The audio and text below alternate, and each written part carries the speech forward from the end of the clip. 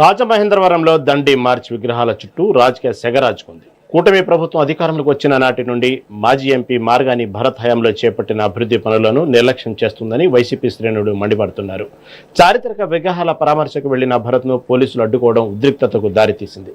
విగ్రహాల నిర్వహణను పట్టించుకోవడమే కాకుండా స్వచ్ఛందంగా పెయింటింగ్ వేయించిన అడ్డుకోవడంపై ఆగ్రహం వ్యక్తం చేస్తున్నారు. స్వాతంత్ర సమరయోధులను అవమానిస్తూ ప్రభుత్వం కక్ష సాధింపు రాజకీయాలను పాల్పడుతుందని మార్గాని భరత్ ఆరోపించారు.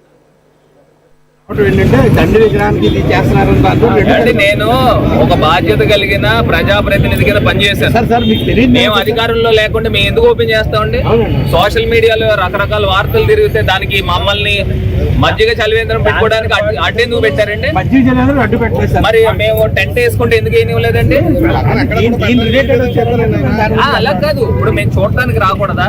మేమేమైనా రిబ్బన్లు కట్ చేయము, శిలాపలకాలు వేయము, చూడటానికి రాకూడదా? అలా కాదండి, సోషల్ మీడియాలో ఎన్నైనా వార్తలు రావచ్చు. నేను అంత పిచ్చోడిని కాదు కదా, నేను ఎందుకు చేస్తాను రిబ్బన్ కటింగ్? ఇంకోటి మేము అక్కడికి రాకూడదా? ఎందుకు చేస్తామండి? చేస్తాం, చెయ్యం కదా.